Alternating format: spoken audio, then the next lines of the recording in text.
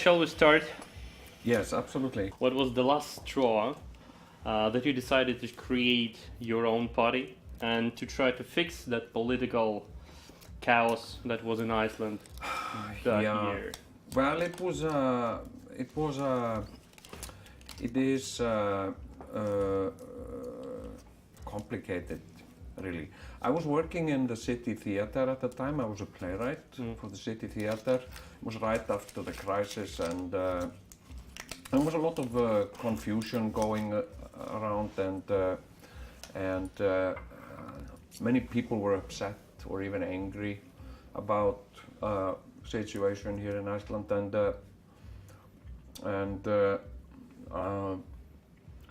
I wanted to write, or I was thinking about writing a play about the crisis somehow, and I started following the news, like try and understand. I read interviews and articles about finance, and I had never done that before. And about bankers, like I watched interviews with bankers, and it was just, and politicians, and it was just so absurd. It was so ridiculous, and then this idea came to me, like, how about instead of taking the politicians and the media and the bankers to the stage in a theater, how about taking the theater to them?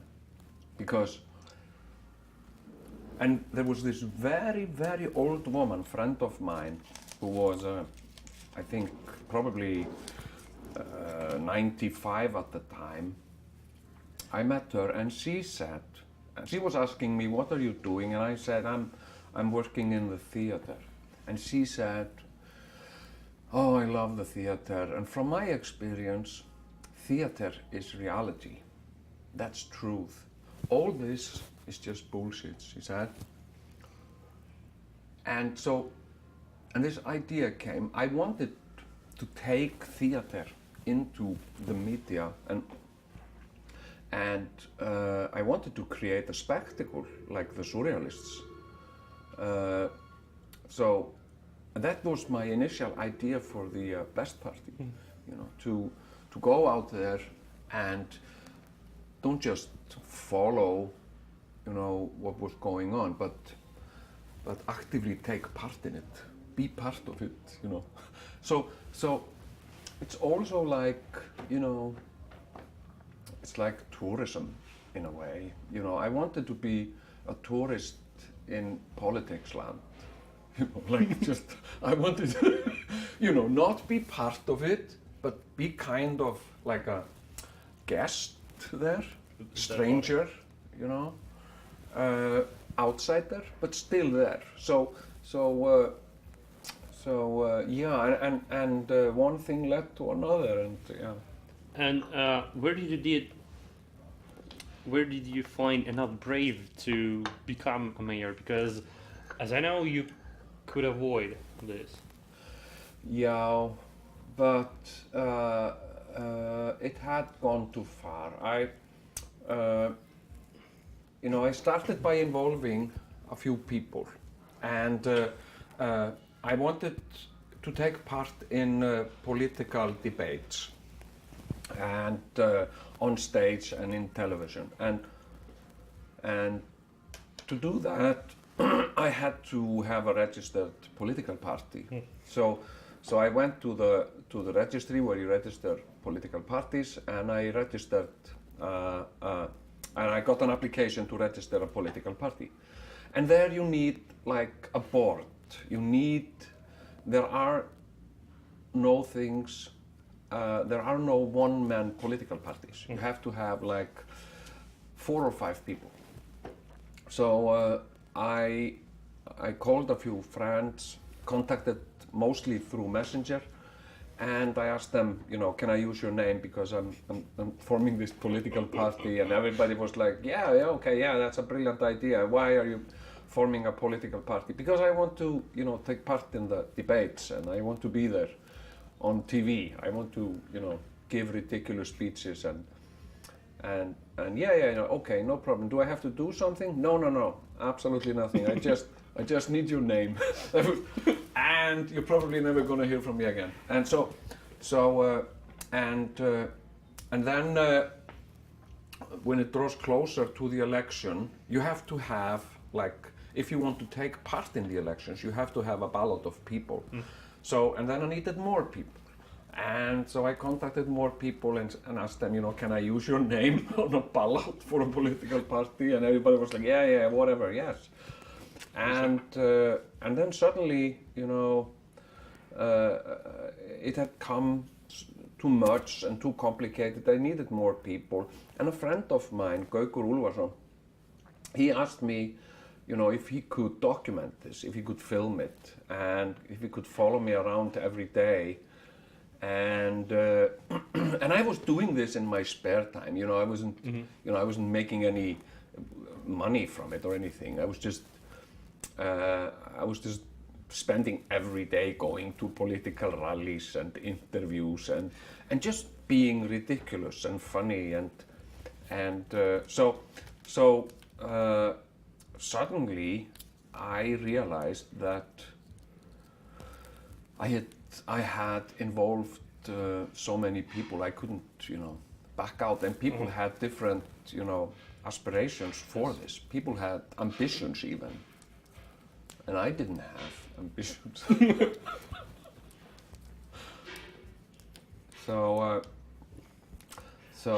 I mean, and courage. Courage is really stupidity.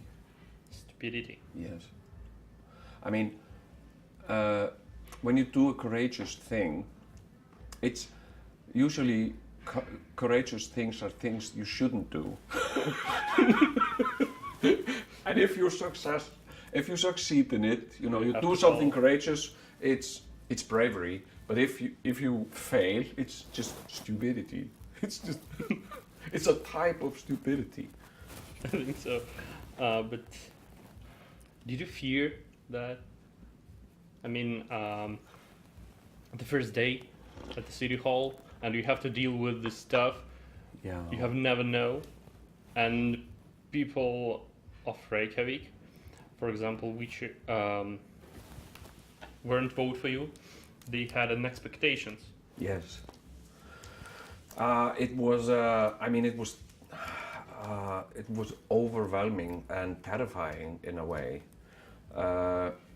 because I wasn't that much aware of the serious financial situation of the city, and that was probably the first thing that I was informed about, a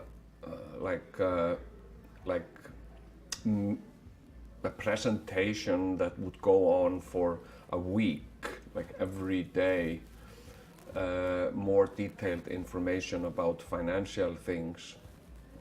And we were a group, we were 6 people, and we had none of us had ever been involved in any politics or administration or anything. And I remember we were sitting on this meeting, getting a PowerPoint presentation of this and that very complicated, terrifying financial thing. And one person in the group asked, she said, "Excuse me, a billion, is that 100 million or 1,000 or 1,000 million?" And the guy just looked at us and said, "It's 1,000 millions. Oh, okay, yeah, okay. I always forget."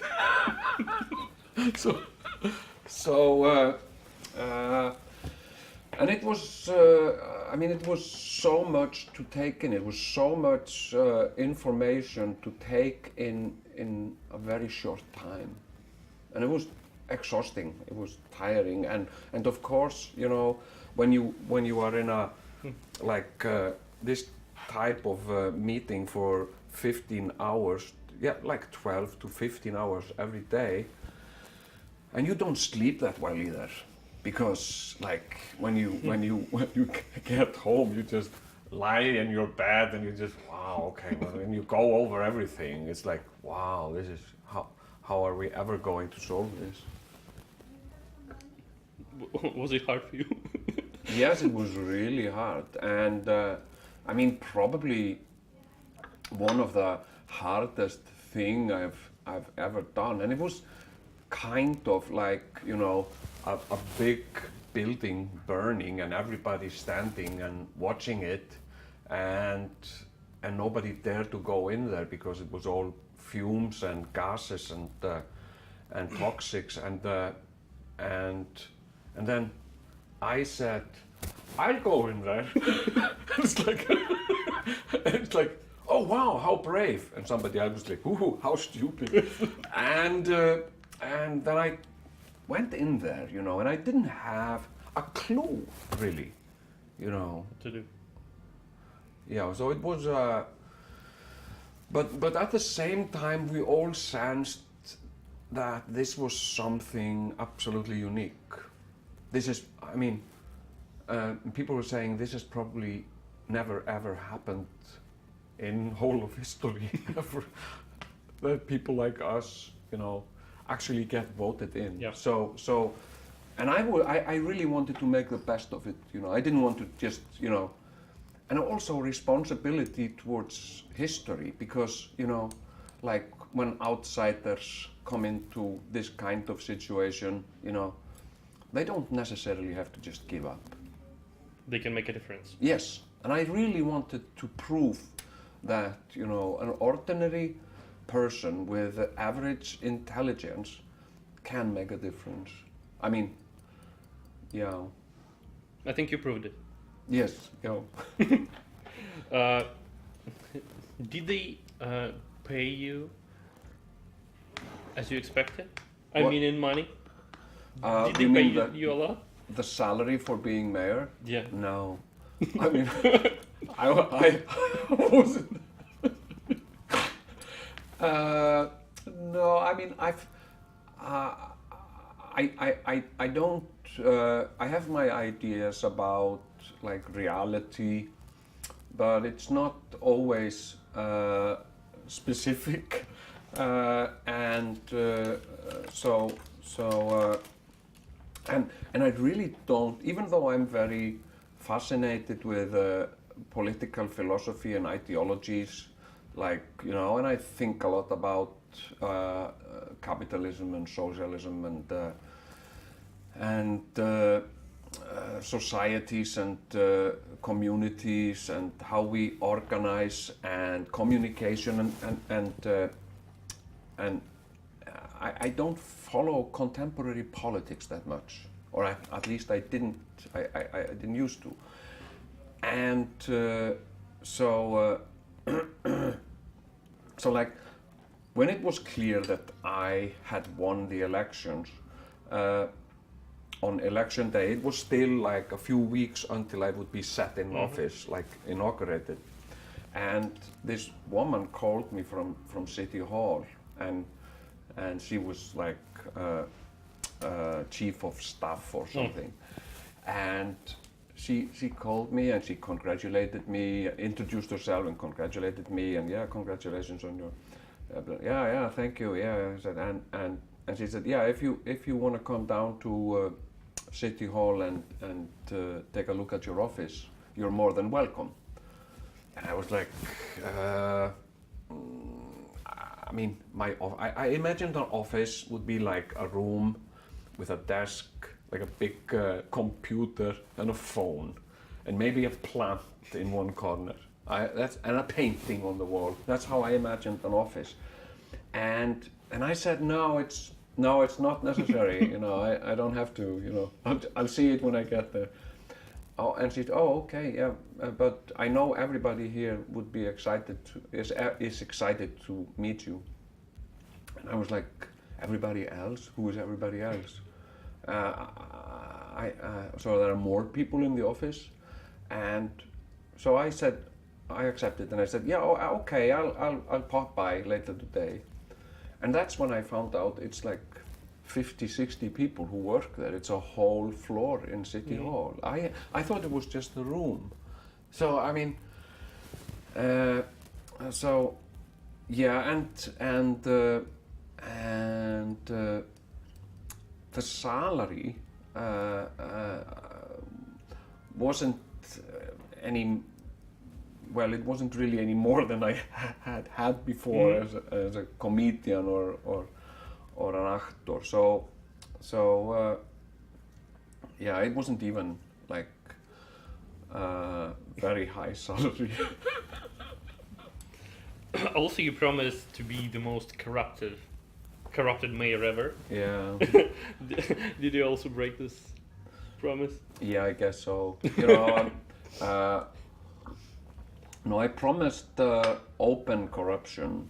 Like instead of making deals under the table, we would make deals on the table. So it was just Openly. Openly, we would be openly corrupt, and so and it was just it was a game of words, and I was playing a lot with words, and also like in most countries.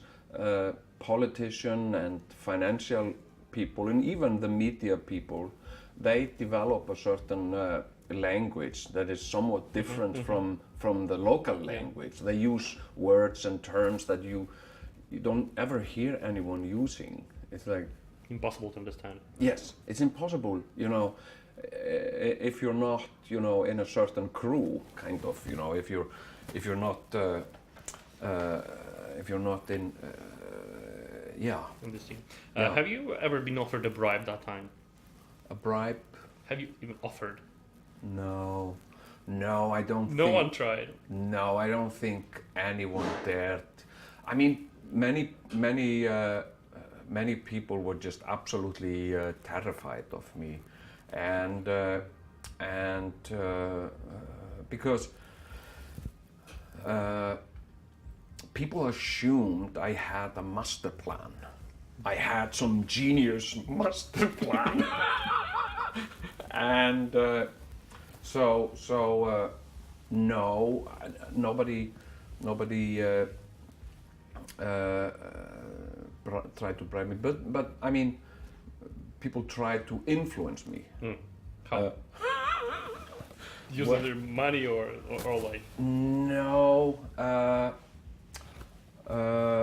No, I mean it was sometimes something that I should do that I would benefit from doing in the future. It's kind of like this can come in handy in the future, like for you personally. And it was like, yeah, okay. It's like whatever. And then there were some people in my world, like artists and even family members, who wanted special favors. So, like we have a long tradition, and like many others, for nepotism. Like if you get in a good position, you arrange jobs for your cousins and uncles and and so many people assumed that it was now our turn, because we never get asked to sit in a committee or something, and I didn't want to do that. No, I decided, I wanted to do. If I was going to do this, I was going to try and do it as professionally as possible. So no nepotism, and if you're not qualified, it doesn't matter if you're my relative. And and that was, I mean, there had to be layoffs, and I had to lay off people that were close to me. And I didn't spare them any more than anybody else. It's more professional than Yeah, I think so. Yeah. Nepotism is a kind of disease for modern politics. I Yes, think. it is, and I mean, it's it is it's it can be gullible. Like if you get in a good position and you can get your spouse or your children or somebody a nice job or something. I mean, it can be like, so it becomes like a family run thing or something, but it is like, I mean, it's like kindness. It's it's just a certain line. It's an invisible line, and you don't know where it is, but you can feel it when you cross this line. You can feel it, and so I tried to stay away from that, and I stayed away from that, and it's also like codependency. It's a sickness. It's a disease. Yes. So yeah. So, as I know, work of mayor is a kind of a dangerous one, in an aspect. I read you've once been attacked by a man with a sledgehammer. Oh yeah, that was before my political career. That was at the time when I was I'm sorry. Okay. It was at the You can time. answer if you need. No, it's okay.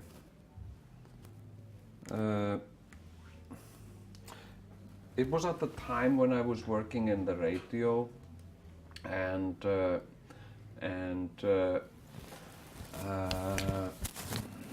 was this mentally disturbed man who wanted to get a job at the radio station, and he would hang out when I finished my show. He would be hanging outside, and he would, be asking me for a job, and I was not. I just had my radio program there. I didn't know why he was asking me. He just assumed that I decided everything there, and then he would ask me like, okay, can I get a job there? Absolutely. I said, yeah, probably, yeah. And are you funny? Oh no. Okay, wow. And one day he was outside, and he asked me again, can I get a job here? And I said, why are you asking me? I thought this was a joke. I said, and he became very upset. And there was some man there working on the pavement, and they had hammers and tools there. And it was like really big guy, and he became furious. And he bent down and he picked up a sledgehammer. And I could see he was going to hit me with it. So I ran away, and he ran after me with the sledgehammer. and everybody thought it was a gag, because I used to do a lot of things like that, I would, one thing I did on the radio was to get myself arrested, kind of, in trouble with the law, and I would, The reality show. What? I haven't heard about that. I haven't read about that. No, I would, go live on the radio and pretend to be breaking into cars. And I was actually just standing outside my own car. But I would, live on the radio, I would say, yeah, I am in this parking lot here, and I'm going to try and find if there's an open car here. And I would, give the sounds of doorknobs of cars, and okay, here's an open car. Okay, wow, how exciting. Maybe there's some money in it. Yeah, maybe sometimes people leave their wallets or computer and phones and stuff in their cars. Yeah, I can steal that. And always the police would come. And I remember I was once arrested by the special forces, the police special forces here. For what? Well, it was the Prime Minister of Japan was here for an official visit, and I had learned some Japanese phrases, and I wanted to get close to him, to talk to him in Japanese, and I was going to say, "Genki desu ka?" Which means how are you? Yeah, how are you? Genki desu ka? And that was about it. And so I was waiting where I knew he would, outside the place, I knew he was going to visit. And suddenly there's a black van comes, and special police guys Emerged from nowhere. and said, "Come here." and That was rude. yeah, and I was taken off the air, and they drove me downtown again, and it was, I mean, it was a it was really nothing, but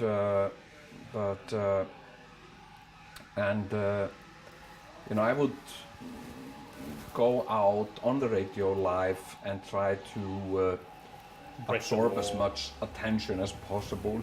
Breaking the law. Breaking the law, Jon Gnarr on the loose. And like when the hunt for Saddam Hussein was going on, we would call CIA every day. I would call them and say, "Oh yeah, I heard you're looking for Saddam Hussein." "Yes, that's correct, sir." "Yeah, I'm calling from Reykjavik, Iceland." "Okay.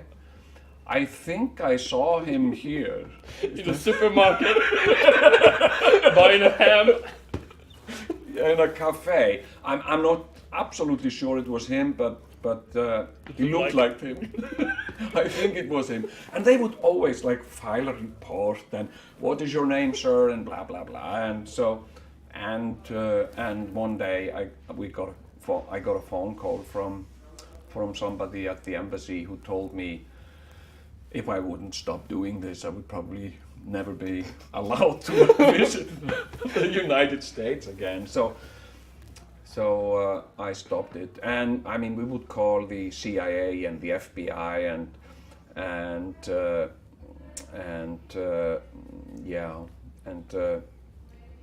just with nonsense things. I really wanted to ask you about your tattoos. About your tattoos. Oh yeah. So what they mean? I mean, I can understand the coat of arms of Reykjavik, Yes. but the rest. I mean, you have more tattoos. Yeah. I have a few. I Show it. I have. Oh, they coat of arms. Yeah, the coat of arms, and then I have the logo of a punk band I used to follow, Crash, and yeah. Looks like something connected with Vikings. No, it's actually inspired by Japanese family emblems. Oh. Originally. So. And also yeah. you have a hero. What? Hero, kind of kanji. Another tattoo here or here I saw. Yeah. A Japanese letter maybe? Yeah, it's the Tao. Yeah, yes, yeah. Of Lao Tse and Guanzi. Oh. Yeah, I define myself as a Taoist. Yeah. So, and it's something that has affected me very deeply, influenced me a lot. It's Taoism, and that's where I come closest to religion, I suppose. You know, to be a Taoist, and the yin and yang, and to try and keep balance. In everything. That's Balance in everything. Yes. So are you a fan of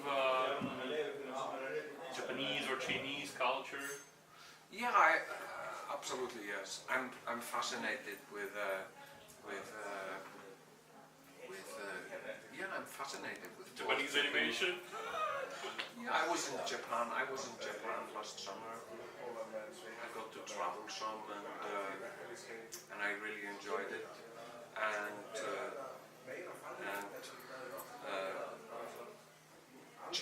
Chinese culture is really, really fascinating. It's very ancient and Yes. peaceful. Peaceful, absolutely. I mean, it's like, like the thing with China. It's like, it's not unusual to see news headlines about the threat of China. It's like, yeah, it's a threat with China. But when you think of it, China hasn't invaded that many countries. They invaded Once or twice. they invaded Tibet. Yeah. And that's about it. So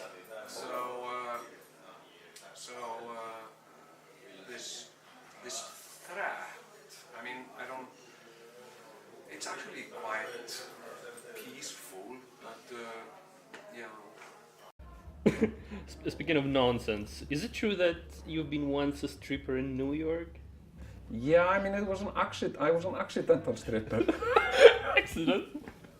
What do you mean? Well, it was a friend of mine who used to live in New York. He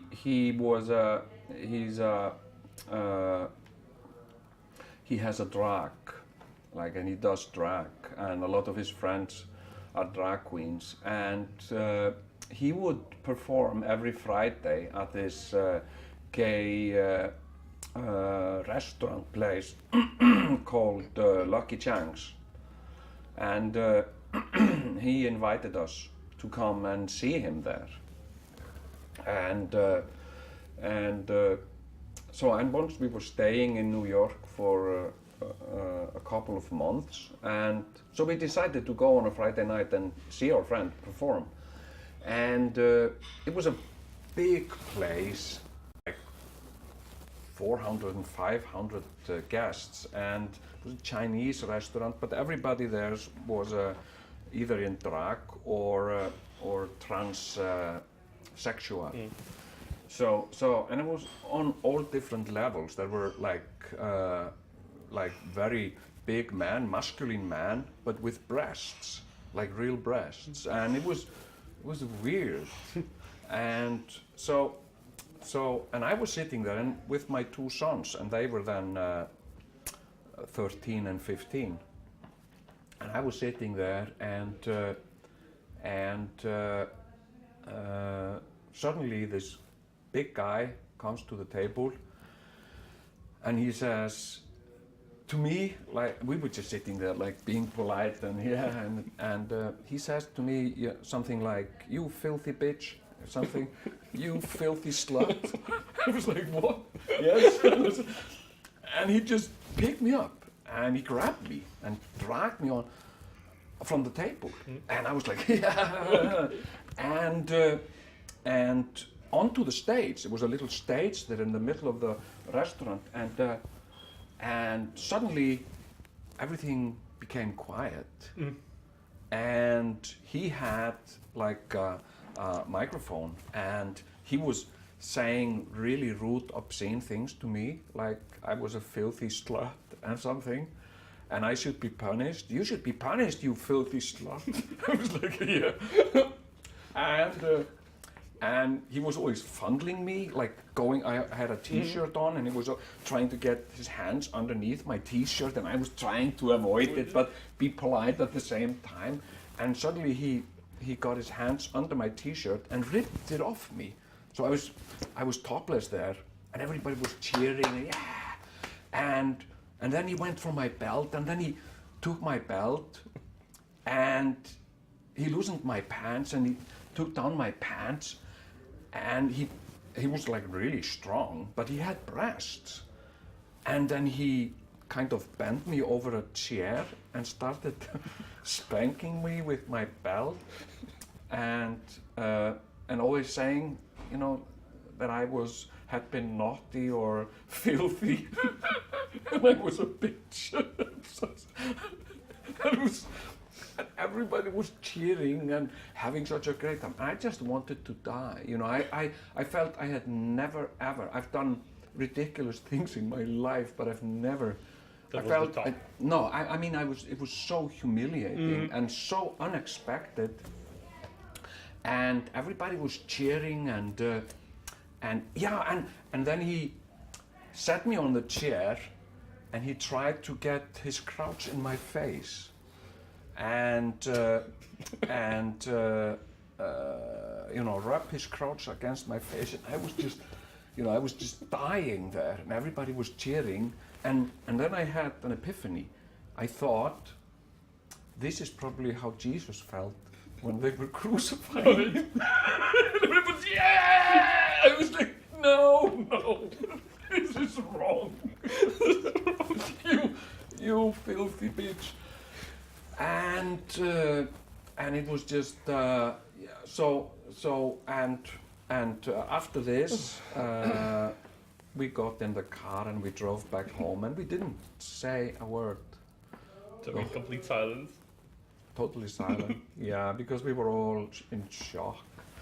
And of course my friend, he had asked his friend to you know, told his friends that we were his friends, and you know, he had a little surprise for us.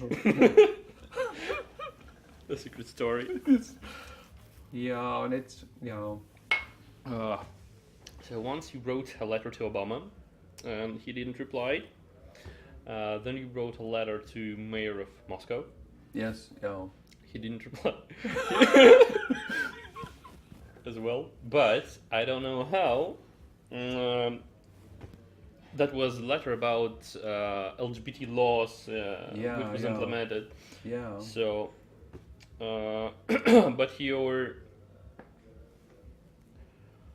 letter, I think, triggered a really big tide of discussion about this topic, especially when you dressed like a woman in a gay parade, and then you dressed like a Pussy Riot, remember? Yeah. Then the first time when I read about you, and what do you think about this stuff in Russia? I mean, about this anti-LGBT laws, and when you are prohibited to say I'm a gay, if you say like this, you will be first charged, and if you do this for the second time, you will be even imprisoned. Mm-hmm. It's just sentenced. It's just horrible, and it's wrong, and it's unfair, and it's an idea that has been growing for a long time in Russia and also in many other countries, and it has to do with the church a lot, and the political influence of the church, and and I think it's just wrong, and it's unfair, and absolutely unnecessary. I mean, there is nothing to be afraid about in terms of gay people. It's just nonsense. And I think so. Yeah, and so well, and when this came out from the city council in Moscow that they were thinking about implementing a ban on gay pride parades, I saw it as my duty to object to it, and also I also threatened to end our sister city partnership, you know, because I don't see why Reykjavik should be in a sister city partnership with with cities that don't respect human rights. Yeah, you're right. Yeah, And a lot of people tried to fight against this. yes. Yeah, Tried with the democracy way. I mean, gathering, yeah. shouting, but it didn't work. So, how do you think? What should we do? So, how we should fight against such kind of laws when the democracy ways aren't? It's not an option. I mean, No, I mean it's really it's the ideology behind it is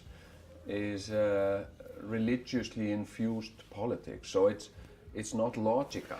I mean, that's not all about the religion. I mean, a lot of people who, especially from the older generation who were born in USSR, most of them don't even believe in God, but still against these parades and so on. Yeah, yeah. So, and in Russia, people just don't know how to deal with this. No, but it is religious moral values.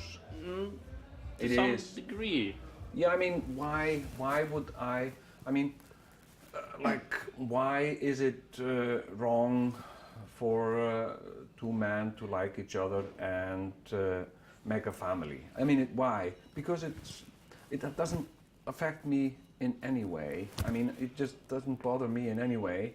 If they're not trying to form a family with me, it has nothing to do with me. But why is it wrong? And it's because it says so in the Bible. That's where it's, because it's a sin and it's something that will, it's immoral and it will, if we let it grow, it will eventually destroy us. It's somehow like a religious moral value. And, it's a threat against traditional family values. So it's, even if you're not, religious or don't believe in God, you may keep very strict religious values because it's so infused into society. And I mean, it's like with the US, it's like politics and religion and religious values. And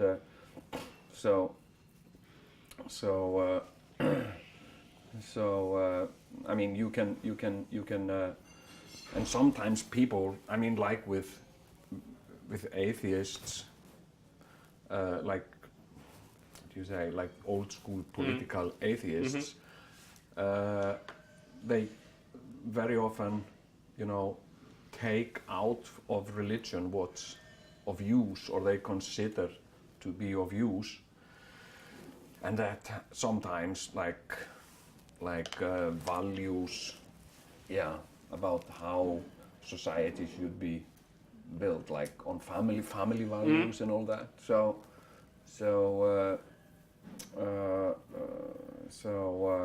That's a tough question. What? A tough problem. Yeah. Tough problem. So, since then you had to start following politics. Do you still following politics? Yeah.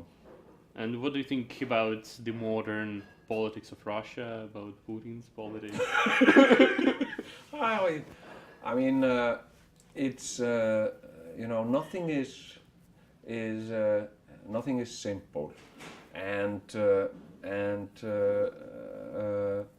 Putin is a very I mean, he's a fascinating man, a character, but he's a bully.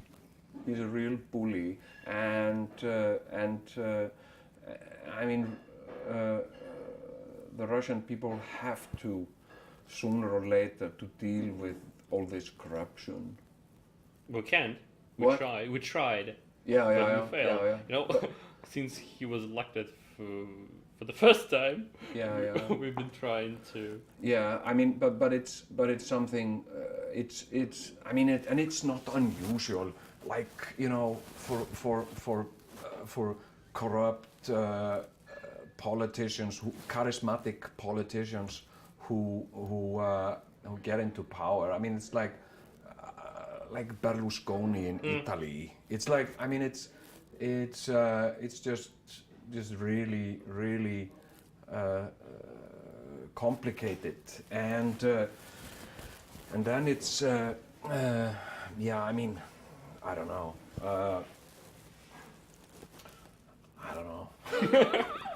It's just he just seems very unstoppable at the moment, and he has it. Yeah, he seems to have it all under control, his control, and it's just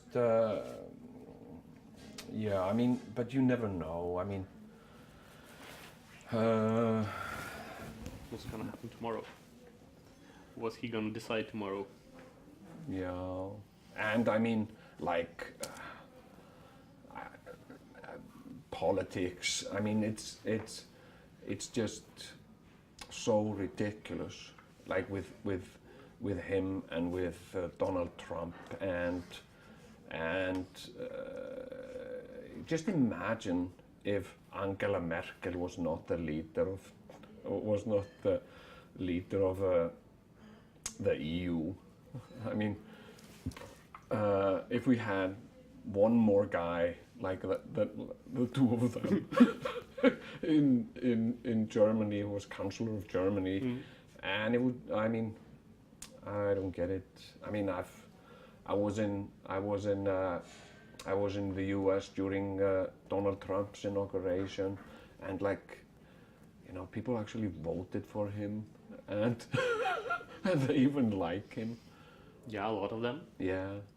I was in the US at that time as well. Yes. I was. I'm not an American citizen. No. But I was against him when it was manifestations Yes. against Trump.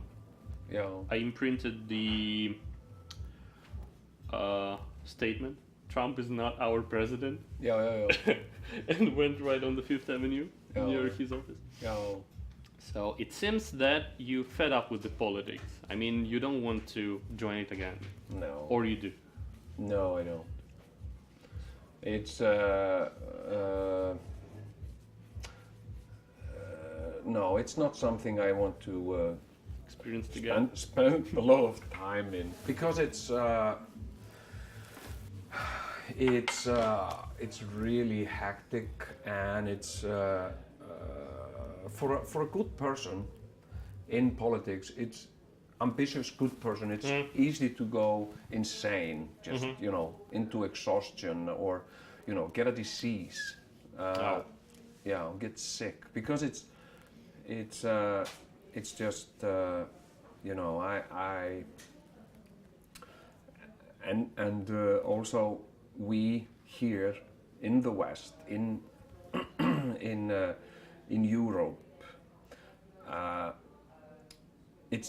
we have gotten used to assuming that we are the good guys, and everybody else is different level of bad guys. Russia, bad guys. Now with Trump, Obama, good guy, but Trump, maybe bad guy. Everybody else is bad guy. Turkey is bad guy. China, really bad guy. North Korea? No, North Korea. I mean, North Korea is really, in reality, bad. But yeah, like with China. But we are good guys. And it's not necessarily so. I mean, we are NATO, and NATO is the most powerful military force in the history of the world, and we control a lot.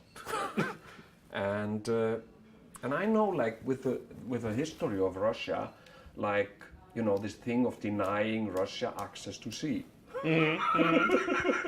And that's how we keep Russia down. And we do this, and this is historical, you know, never allow Russia access to sea, whatever you do.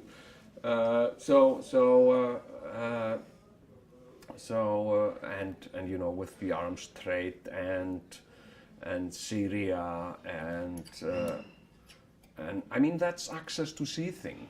Why isn't that? Yeah, That's where Russia sort of. gets access to sea. They have ports in Syria. That's why they're interested. And why can't they? Who is denying them access to sea? Oh, it's us. So it's like we don't want that.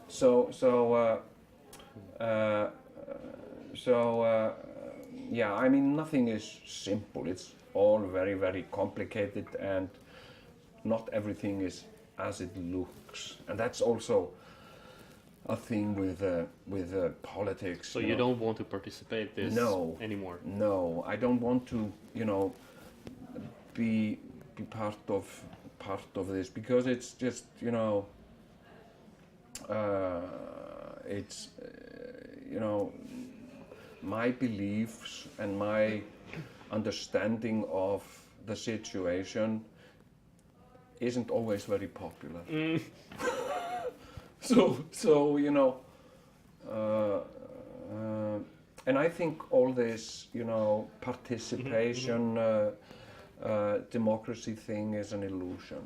Oh. I don't think people want any more participation. I think people want to vote for a single person for a period of time and don't think about it. Once and for years, yeah? Yes. I don't think anybody really, not many, the majority of people don't want, you know, to participate more. Old stuff. I don't think so. You know, just want it, you know. But you used to think, I think. It Yeah. seemed to me. Yes. I believed, I found it the worth to try it, you know, and I don't think people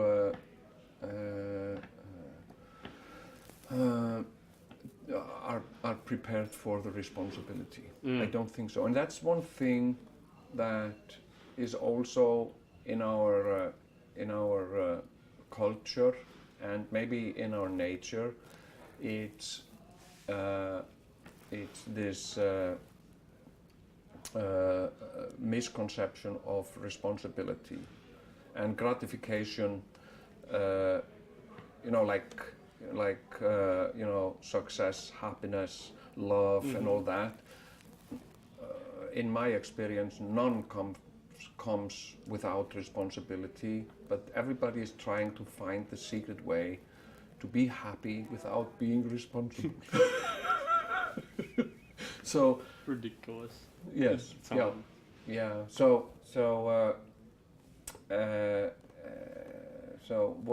what I did with the best party for me was kind of like, you know, I threw a surprise party, and all surprise parties, you know, have to end. You know, you cannot continue a surprise party. Endlessly, yeah. No, it just becomes a regular party, and that's not as much fun as a surprise party. So yeah, and after I left office, a lot of people were encouraging me to run for president of Iceland, and that was something I had absolutely no interest in doing, because I think it's a nightmarish job. Why not? Because as I know, as I read, according to the Wikipedia, of course, the president of Iceland hasn't have that power that, for example, the prime minister. No. So being a president maybe is a bit even easier than being a mayor. It's being Here, being I mean. the mayor of Reykjavik is the most challenging political situation in this country. It's way more challenging than being prime minister of Iceland.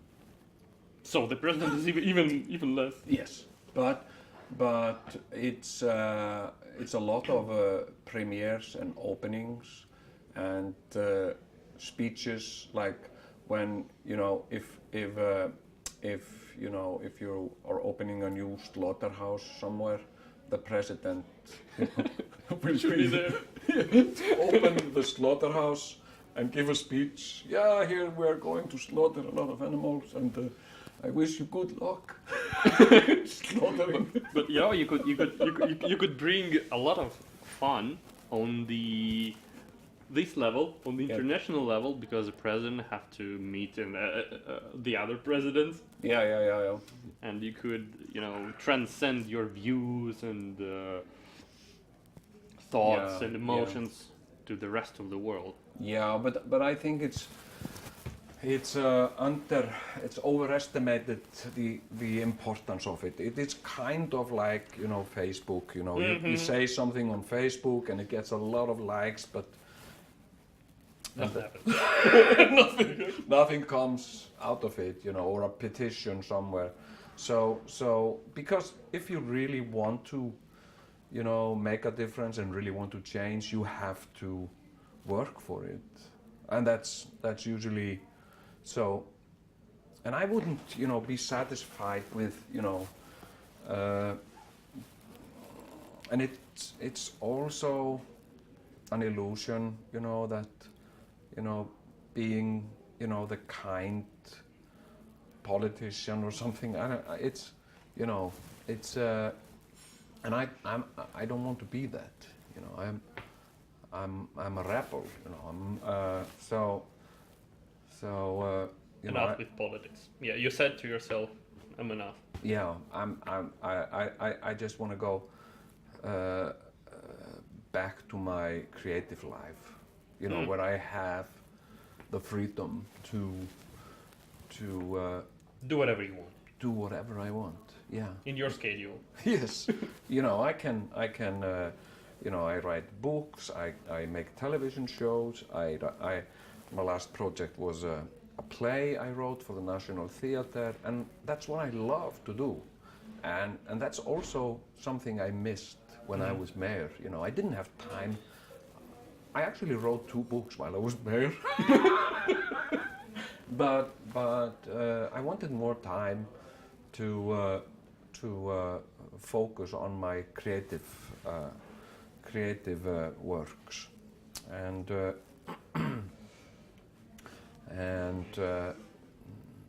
so Okay, but what's your plans for the future then? my plan. Well,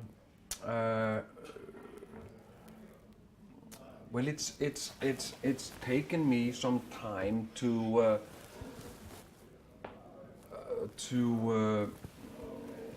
gather my thoughts and stuff. What happened also during my time in office and with the Best Party and everything, I had anticipated that it would be, extraordinary and would have a lot of impact. But I didn't realize that it would, be news outside Iceland. That was one thing I had not expected. And the Best Party won. And somebody said to me, I remember somebody said, wow, this is international news. People, people in other countries are going to want to hear about it. And I was like, no, I don't think so. But then it was the case, and it became like international thing, and there were articles about me in newspapers all around the world, and I started getting emails from people like famous people who wanted to meet me, and I was like, why and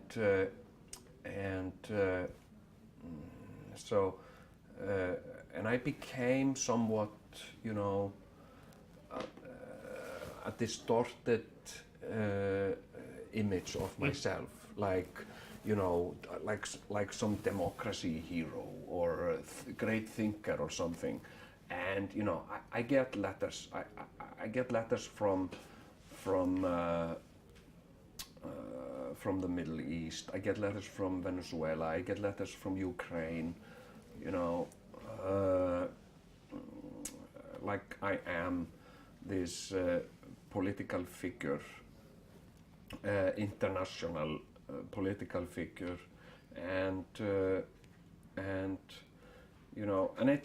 it's important for people to have a vision and have something to believe in. But at the same time, it's not always absolutely right. Like sometimes media, you know, I will read something in the media about me and how I fixed the financial situation of Iceland. It's wrong. I did not fix the it's a city. I was a mayor of a city. So it's, but because Iceland is so small, it just assume it's all the same, kind of. They were exaggerating. Yeah, yes, stuff. yeah, and so being, and it's also a question for us, you know, to what level are we local, and to what level are we global in our daily lives? Like, you know, when you post on Facebook, will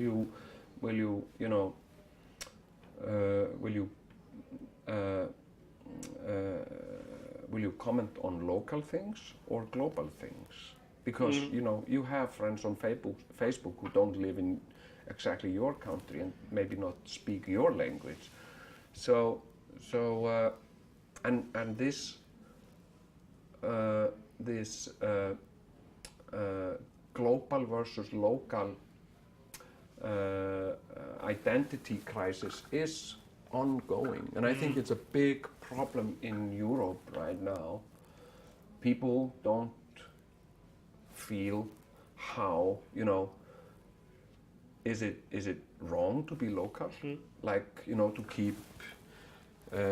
keep your traditions and your language and, you know, your funny food, or should you be, you know, global and eat always, you know, like international food and you know, And what do you sort of interruption? What do you think about this? So, what's your position, being local or being global? Well, I'm settling in on it because when I left office, I was probably 70% global and 30% local, and I moved to the States, and I stayed in Texas for 2 years, and I was thinking maybe I'll just never come back to Iceland. You know, maybe it's just too much. It's like, you know, it's like a constant family reunion because everybody knows me there. Everybody has an opinion on me, and it was just so tiring. Too much attention. Yeah, and I had this very, very weird conversation like a few weeks after I left office. I was in the hot tubs in the swimming pool, and I was just sitting there with my wife, and I was just minding my own business, and there was like a really old man in the hot tub, and my wife was talking to him, and he was saying, I come to the swimming pools every day, and that's how I keep healthy, and I'm 95 years old, but I always swim. I swim every day, and blah, blah, blah. And she would say, oh, yeah, that's amazing, and blah, blah, blah. And then she said to me, I'm going to go take a swim. And I said, sure, okay. And I sat there, and I could feel the old guy was looking my way. And so I nodded, you know, to him, and he said, you have grown in my eyes. And I said, like, okay, yeah, I didn't think much of you when you started your work as mayor, but you did a good job. Oh, thank you. Yeah, and I think you're a great man. Oh, really? Yeah. Yeah, I'm 95 years old. I know great men when I see them. And I was like, okay, yeah, I bet you do. Yeah, and I could feel myself kind of, you know, it was uplifting. I could feel myself floating. And then he said, yeah, I've met a few great men in my life. Oh, really? I said, like who? I met Adolf Hitler, he said. And it was just, and I could feel myself sinking back down, and it was like, oh. So he was like comparing me to Hitler. But I had to ask, what, did you actually meet? Did you meet Hitler? Yeah, I shook his hand, he said. and he was like smiling and happy about it. Yeah, shook his hand. In politics is a group thing. It's Teamwork. It's teamwork, and you may, like, it's like, you know, like a family, and it's komið með? Já.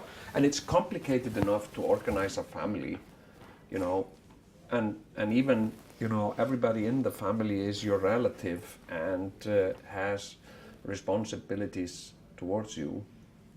But when you have a political group, it can be just complete strangers, you know. And Of course. yeah, and you are. You have to trust to your. Yeah. So yeah, members. and suddenly, you know, if somebody can say, you know, something in your political party that makes you don't want to be part of that group. So and you're maybe the leader of it, like the picture of the political party may be the picture of your face. So it's just it's personal. It's very personal, and I take everything like this, you know, very seriously, very literally, and so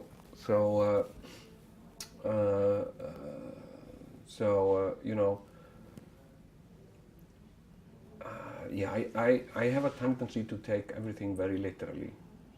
So you know, I'm not the kind of person who can just, you know, shrug and say, yeah, whatever. It's the, you know, I can't do it. I have to.